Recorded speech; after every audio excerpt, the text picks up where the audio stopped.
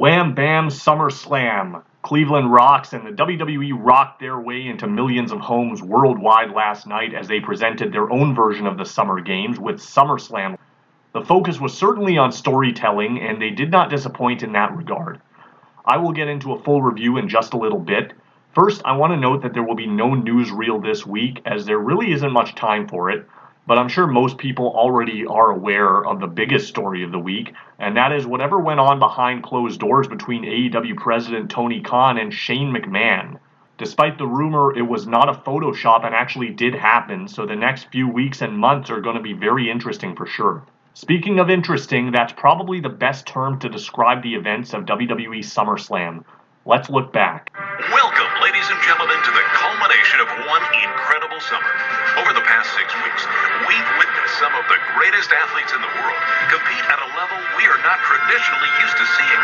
And I can honestly say, it's been the most exciting Summer Games I've ever experienced. But that was just the beginning, because next is the event we've all been waiting for. The event we've looked forward to, anxiously anticipated.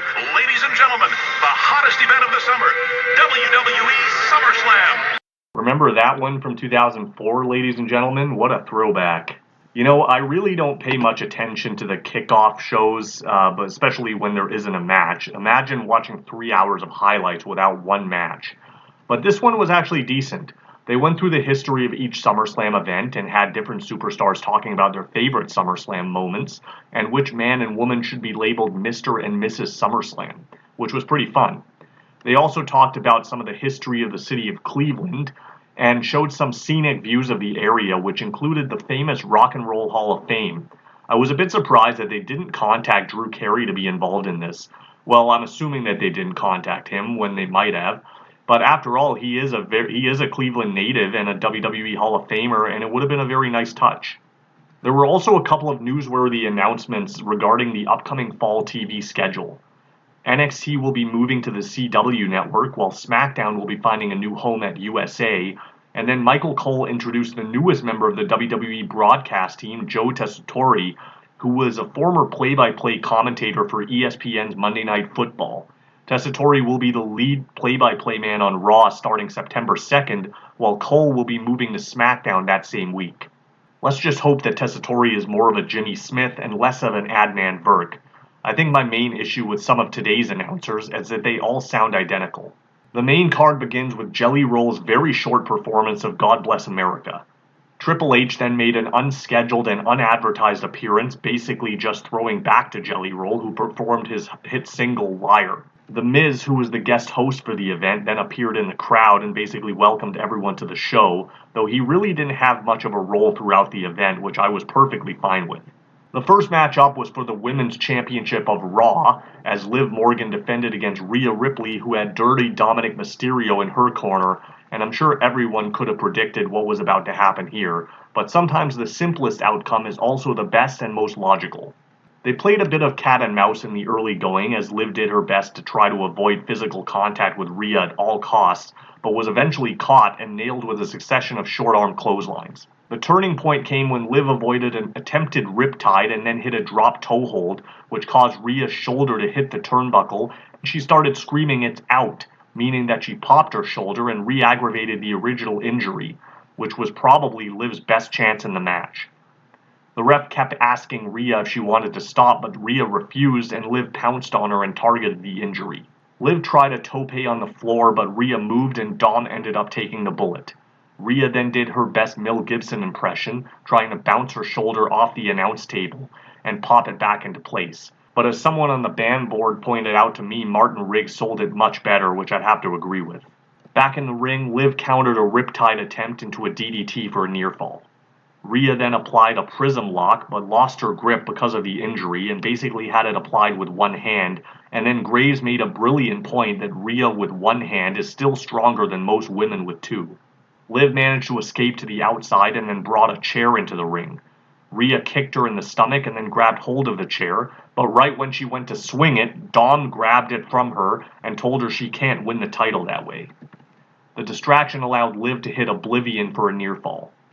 Later on, Dom had the ref's attention, and for some reason, the chair is back in the ring, With Rhea distracted by Dom's involvement, Liv hits another Oblivion, this time onto the steel chair, to win the match and keep the title.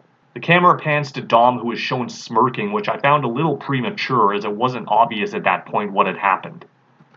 It became clearer when Dom picked Liv up and then made out with her, while Rhea looked on from the ring in disgust and anger. This was fine and a highly predictable outcome, but I think I'd have been more invested in the angle if we all didn't know the truth that Dominic is happily married and Rhea is engaged to Buddy Matthews. That aside, this was nothing more than 3 actors acting, and it worked. In fact, it worked so well that McAfee actually dropped an S-bomb in reference to Dominic. That is, he actually said the S word and didn't take a dump on live TV, if that's what you all thought. Back at the Judgment Day clubhouse, Damian Priest bursts in and starts losing it, demanding to know where Dom is. He then grabs Finn by the collar and asks if this was his idea or if he knew about it. Finn said Damian needs to chill, and the best thing for all of them to do is search the building for Dom right now. Priest starts to calm down and agrees, and Finn sarcastically thanks Damian for his trust before leaving. The Intercontinental title match was up next, with Sami Zayn defending against Braun Breaker in a rematch from last month's Money in the Bank event. Breaker tries for a spear right away, but Sami avoids it and Breaker connects with the ring post. It's also noted that Breaker's father Rick and Uncle Scott are also in attendance, and so I'm thinking there's no way he's losing. Sami meets him on the floor with a somersault plancha. Back in the ring, Breaker scales up the ropes to deliver a top rope Frankensteiner, or Frankenbreaker as I believe Barrett called it, though that doesn't quite have the same ring to it. Breaker then tries a flying bulldog off the middle rope, but Sami blocks it and counters into a blue thunderbomb for 2. Sami then sets up a haluva kick, but Breaker meets him head on with a spear. He then gets a running start and hits another spear to win the title. Stephanie McMahon is then randomly showed in ringside. And then we get into the US title defense, with Logan Paul putting the gold on the line against LA Knight. As Logan comes out, he's met in the entranceway by rap star MGK, who accompanies him to the ring as part of his entourage. Knight is then shown arriving to the building in the Prime vehicle that he stole on Friday. I had 2 thoughts about this. Firstly, it's pretty convenient that he arrives just as his match is starting, and secondly, only in wrestling can someone be driving around in a stolen vehicle for 24 hours. Before Knight actually comes out, he has some kind of steel bar and breaks the windows of the Prime vehicle. Paul attacks Knight as he's getting into the ring. They brawl all around ringside, and Knight turns the tables and whips Paul into the hydration station setup, and then starts talking trash with Paul's entourage guys at ringside. When the match finally starts, Logan hits a big boot and then hits his Hogan-Paul leg drop. Graves notes that Paul has a bit of a mouse under his right eye, and I totally missed how that happened, but it looked like he got potatoed at some point. Paul continues to impress by springing off the top rope from the inside of the ring and changing positions in mid-air to hit an Asai moonsault to Knight on the floor, which looked flawless. Back in the ring, Paul floored Knight with an overhand right, which looked like the knockout blow, but Knight managed to kick out. Knight responded with a superplex, which also dropped Paul on the back of his neck. Knight then went to ringside and started dragging some of the entourage guys over the barricade. While this was going on, MGK handed something to Knight which looked like a chain with a pair of brass knuckles attached. They kind of reenacted the finish of the classic Intercontinental title match between Tito Santana and Randy Savage about 40 years ago, as Knight tried a belly-to-back suplex into the ring and Paul hit him with the brass knuckles. Paul then went for the buckshot lariat, but Knight blocked it and hit the BFT for the win, so we have yet another new champion. I really enjoyed this match. It was probably my pick for match of the night, and Logan Paul continues to impress. I thought the finish in particular was excellent. There was a really weird vignette backstage featuring Baron Corbin and Apollo Crews at some barber shop as Otis, Maxine, and Tozawa walk in and start talking about the grooming tools. This whole thing was just a lame ad for some shaving products, which I'm assuming was a sponsor. The second women's title match was up next, with Bayley defending against Nia Jax. Cole noted that this was the first one-on-one meeting between the two in almost 10 years, with Bayley winning their last encounter, which was over the NXT women's title. It's amazing that it's been that long already. Right from the opening bell, Bayley tries to bring the fight to Nia head-on, but Nia quickly utilizes her strength and power to kind of ragdoll Bayley around. Nia then tries to humiliate Bayley in the corner with a stink face. She then misses a leg drop off the apron and lands on what I think was her hole. Back in the ring, Nia tries for a suplex, but Bayley counters into a guillotine, and Cole notes that that was the move that beat Nia the last time they met, which I thought was a very good call. This time though, Nia manages to power her way out of it. She hits a rolling senton and then a leg drop for 2, but then misses a second leg drop off the middle rope, allowing Bayley to hit the Bayley to belly for a close near fall. Nia then responds with the Annihilator, but Bayley kicks out to the surprise of everyone. Nia then charges at Bayley in the corner, but Bayley moves and Nia goes shoulder first into the post. Bayley tries to dive at Nia on the floor, but she's caught and Nia delivers a Samoan drop on the floor. Back in the ring, Bayley powerbombs Nia off the middle rope, but actually walks with her a bit before delivering the move, which looked very impressive. She then hits a flying elbow drop for a near fall, and then it's Tiffy time. Tiffany Stratton runs out with her briefcase and a referee. Before she even gets into the ring, Bayley knocks Tiffany off the apron, but the distraction allows Nia to hit a pop-up powerbomb and then a second powerbomb. She then drags Bayley to the corner and hits 2 back-to-back annihilators to finally put Bayley away and win the title. Tiffany then joins in on the celebration with Nia, and I was expecting her to just nail Nia with the briefcase at any time, but it didn't happen. Nia then goes to hug some family members at ringside, including The Rock's mom, Ata Maivia. Sadly, this was probably Bayley's best match since winning the title at WrestleMania, but ultimately, I think there's a much better story to tell with Nia as the champion. CM Punk vs. Drew McIntyre was surprisingly up next, as I know many of us expected it to be the main event, but I think given the finish, they made the right call. Seth Rollins was the guest referee for the match. The match was fine, but at times it did feel like more of an angle than a match.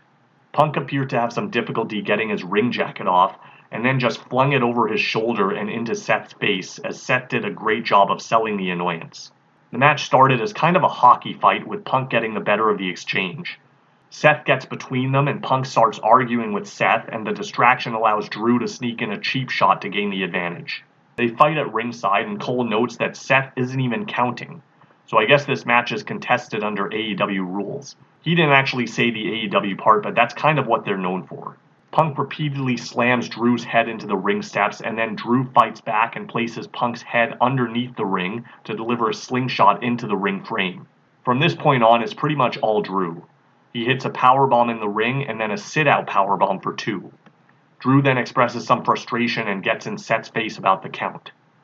He then brings a chair into the ring and instructs Seth to turn his back and let this happen. Seth does turn at first, but then turns back around to grab the chair before Drew can swing it. Drew then shoves Seth, and they tease the SummerSlam 97 finish where Seth swings the chair at Drew, who ducks, but right before Seth hits Punk, he pumps the brakes. Drew then reaches into his tights and pulls out Punk's bracelet, which he puts around his wrist. He then signals for the Claymore, but Punk meets him head-on with a calf kick. Punk then drills Drew with 3 running high knees in the corner. He then locks on the Anaconda Vice, but lets his emotions get the best of him as he notices the bracelet on Drew's wrist, so he releases the hold to grab it. This allows Drew to get up and hit the Claymore for a near fall.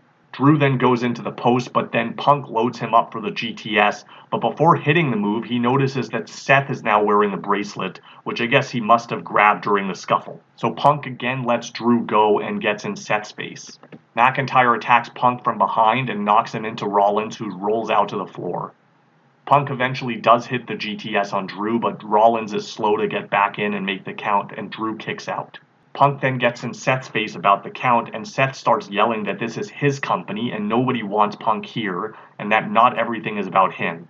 Seth then throws the bracelet to the ground, and Punk loses it and drops Seth with a GTS, which should have been a DQ, but I guess they let that slide. With Seth down, Punk yells at him that it's not always about me, but it will never be about you. Punk then gets the bracelet back and puts it on, but the distraction allows Drew to hit a low blow, and then hits the Claymore to finally pin Punk, as Seth recovers in time to make the count. After the match, Seth just walks off as Drew grabs the bracelet back from Punk, and then raises his own hands with a foot on Punk's chest. A lot of people seem to have a problem with this outcome, but I thought it was necessary for the story to continue. Back at the Judgment Day clubhouse, Finn returns and tells Priest they've looked all over the building and cannot find Dom. Priest says he's probably left already, and they both then apologize to each other about what happened earlier, each saying they were out of line. Balor says Judgment Day always comes first, and he knows Priest said he didn't want him out there, but if he changes his mind to just say the word and Finn will be there. And that led into the world title match with Damian Priest defending against Gunther. This was a much better match than I anticipated. Gunther charged at Priest right from the opening bell but caught a forearm right off the bat, and from there the match is pretty much all Priest. He hits a top rope Hurricane Rana and then a broken arrow for a near fall. The two then engage in a striking match with Priest surprisingly getting the better of it with some stiff kicks to Gunther's chest which actually busted him open. Gunther then fires back with clubs and chops, dropping Priest to his knees. He wipes the blood from his chest and wipes it all over his face, which was kind of cool. Finn Balor then shows up at ringside in support of Priest. Gunther then kicks Finn through the ropes as he stands on the outside. Priest then mounts a comeback and hits South of Heaven, but Finn actually places Gunther's leg on the bottom rope to break the count. Priest then sees the replay on the big screen and he and Finn stare daggers at each other. As Priest starts making his way toward Finn, Gunther pulls him into a sleeper, but Priest manages to escape. He then reaches through the ropes and grabs Finn by the throat. But Gunther breaks that up and hits a powerbomb, and then goes back into the sleeper as Priest fades and Gunther is declared the new champion even though Priest never tapped. Miz and R-Truth are in the ring to announce the live attendance of 57,791, which did seem kind of small for a stadium of that size and not really noticeable. I have to wonder though if it had anything to do with ticket prices, as they were ridiculous for the Toronto show last month, so I can only imagine how much they charge for these stadium shows. A-Town Down Under come out to interrupt. They poke fun at Miz as host, and then make fun of the city of Cleveland and all the sports teams. Waller says all the people in Cleveland look exactly like Jelly Roll, and that Jelly Roll is the only man in history to make music worse than R-Truth. Truth thinks that Waller and Theory are the Rock and Roll Express, and Miz does a very lame job of correcting him. They then attack the heel team and hold them in place as Jelly Roll comes in and hits them in the back with chairs. Jelly Roll, along with Awesome Truth, then hit 5-knuckle shuffles, and then Jelly Roll plants Theory with a chokeslam. I understand why they do stuff like this, but I always hate that they make these celebrities look tougher than the wrestlers. If they're going to do it, I prefer that they use legit athletes to make it more believable. And then we get into the main event for the other world title, with Cody Rhodes defending against Solo Sikoa. As Cody makes his entrance, he runs into the returning Arn Anderson backstage, who gives him a pep talk. Arn basically almost spoils the whole ending, saying that Cody still has friends, a couple of whom he knows are already on the way, so to go out and do it. The match was just okay for me, but didn't really hit that level that I thought it needed to until the very end.